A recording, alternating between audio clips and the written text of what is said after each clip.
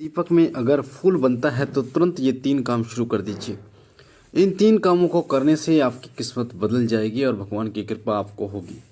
जो दिक्कतें आपकी चल रही हैं वो दिक्कतें खत्म हो जाएंगी। आर्थिक रूप से आप मजबूत होंगे।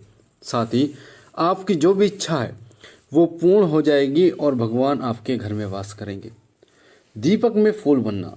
दीपक में फूल कब बनता है और क्यों बनता है? देखिए, जब भगवान आपको कुछ संकेत देते हैं, खास तौर पर आपकी पूजा स्वीकार होने के, तब आपके दीपक में फूल बनते हैं। वैसे तो भगवान आपको कई प्रकार से संकेत देते हैं जिन्हें आप समझते भी हैं और ना भी समझते हैं। जैसे सपने में वो आपको दर्शन देते हैं, या फिर कोई फूल गिर जाता है आपके पूजा करते समय, या आपको दर्शन होते हैं भगवान के बार बार। भगवान को ऐसा लगता है जैसे भगवान मुस्कुरा रहे हैं आपको देखकर। आपकी मनोकामना जो है वो पूर्ण हो जाती है। दीपक में जब फूल बनता है तो उसमें आपको दर्शन होते हैं। तो कई प्रकार से वो आपको संकेत देते हैं, पर जो दीपक में फूल बनने का संकेत है ये अधिकतर साधकों के और जो भगवान के बहुत प्रिय होते हैं उनके दीपक में बनता है। और ये जो फूल है ये बार बार नहीं बनता। कभी आप सोचो कि भगवान का संकेत है कि भगवान प्रसन्न है, इसका मतलब ये नहीं कि रोजाना बनेगा। अगर ये फूल आपके दीपक में बनता है तो इसका मतलब भगवान आपसे प्रसन्न है। एक बार बनता है, 2 बार बनता है, जब भी। खास तौर पर ये फूल साधना के समय, नवरात्रों के समय, पितृपक्ष के समय, इस समय ये फूल सबसे ज़्यादा बनता है। जो फूल बनता है दीपक में ये गोल बाती में भी बनता है और लंबी बाती में भी बनता है। कई बच्चों का प्रश्न था कि लंबी बाती में नहीं बनता, तो ऐसा नहीं है। गोल में भी बनता है और लंबी बाती में भी बनता है। मैंने पहले लंबी बाती जलाता था तब भी बनता था, गोल बना जलाता हूँ जब भी बनता है। फूल बनता है, गुलाब का सा लगता है आपको, कमल का सा लगता है। कई बार आपको ऐसा लगता है कि नेत्र बने हुए हैं। कई बार आपको ऐसा लगता है कि किसी का चित्र बना हुआ है। कई बार आपको सूर्य जैसी आकृति दिखती है, चंद्र जैसी दिखती है।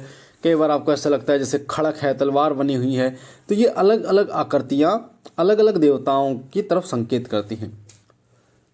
जैसे अगर पुष्प बनता है तो माता रानी की सेवा अगर आप करते हैं तो अधिकतर पुष्प बनता है। और अगर खड़क बनता है तो माता काली की आप अगर पूजा करते हैं तो आपके खड़क बनता है। इस प्रकार से आकृतियाँ बनती है। तो ये जो दीपक होता है उसमें जो फूल बनता है वो बहुत महत्वपूर्ण इसलिए होता है क्योंकि वो आपकी पूजा से प्रसन्न होकर आपके घर पर भगवान आते हैं और आपके दीपक में संकेत आपको देते हैं। दीपक अगर तीव्र गति से जलता है तो भी संकेत है कि भगवान आपसे प्रसन्न है। पर जब दीपक में फूल बनता है तो आपको ये 3 काम बहुत जल्दी करने शुरू कर देना चाहिए, क्योंकि इन 3 कामों को करने से अगर भगवान चौखट पर खड़े हैं तो वो आपके घर में आकर विराजमान हो जाते हैं और वो स्थायी रूप से आपके घर में वास करते हैं और आपके तमाम कष्टों का निवारण करते हैं, आपकी इच्छाओं को पूर्ण करते हैं, हर प्रकार से आपको सुख समृद्धि प्रदान करते हैं। सबसे पहला जो कार्य है वो आपको करना है, वो कार्य है कि अगर दीपक में फूल बनना है तो उस फूल को आपको जब तक दीपक जल रहा है तब तक नहीं तोड़ना। जब दीपक शांत हो जाए तो उस फूल को तोड़ लीजिए, किसी चिमटी से आप तोड़ लीजिए और उसमें घी मिलाकर, सिंदूर आप मिला सकते हैं। अगर आप हनुमान जी के भक्त हैं, हनुमान जी का सिंदूर जो आता है, माता काली के हैं तो उस घी मिलाइए उसमें। तो उसका रोजाना आप तिलक कीजिए। इस तिलक की इतनी शक्ति होगी कि इस तिलक को करने से आपके तमाम कार्य बनते चले जाएंगे। साथ ही सामने वाला व्यक्ति आपके अनुसार कार्य करना शुरू कर देगा। लोग आपके बारे में सकारात्मक सोचेंगे। जिस प्रकार से सूर्य से किरणें निकलती हैं उसी प्रकार से तिलक लगाने से आपके आत्मा, आपके शरीर से सकारात्मक ऊर्जाएं निकलेंगी जो अन्य व्यक्तियों को भी सकारात्मक कर देती हैं। इसलिए ये जो फूल है इसका तिलक चाहे आप हल्का सा करें, अगर तिलक भी नहीं कर सकते तो आप अपने कान के पीछे आप लगा सकते हैं, गर्दन के पीछे लगा सकते हैं, यानी आपके शरीर के किसी एक ऐसे अंग पर लगाएं जहां अपवित्रता ना हो, गंदे हाथ ना लगें, इस प्रकार से। तो इस तिलक का बहुत महत्व होता है। अगर नौकरी नहीं लग रही है, नौकरी पर जाते हैं तो इंटरव्यू में पास हो जाते हैं। साथ ही अगर कोई ऐसी परेशानी है जिस परेशानी का आपको हल नहीं मिला तो हल आपको मिलना शुरू हो जाता है। साथ ही दिक्कत आती भी है तो आपको इतनी दिक्कत नहीं आती जितनी कि अन्य व्यक्ति को आती। दूसरा कार्य आपको करना शुरू करना चाहिए वो है आपको मंत्र जाप, किसी चालीसा, किसी सहस्त्र नाम का पाठ आपको शुरू कर देना चाहिए।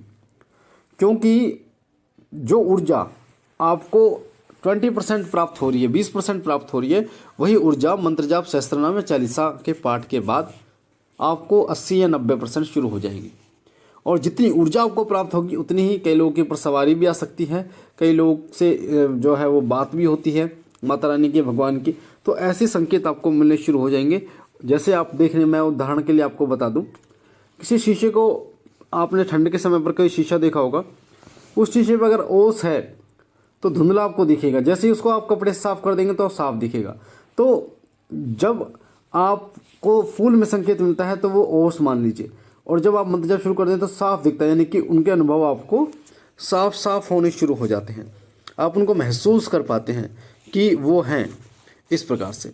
और जो तीसरा कार्य है, जो लास्ट कार्य है, वो कार्य है आपको भोग देना चाहिए उनको, क्योंकि जितनी भी योनियाँ होती हैं सभी भोग से तृप्त होती हैं, चाहे वो कोई भी योनि क्यों ना हो, चाहे वो देव योनि हो, चाहे वो प्रेत योनि हो, चाहे वो मनुष्य योनि हो, चाहे वो जीव योनि हो, सभी योनियों को भोग बहुत प्रिय होता है।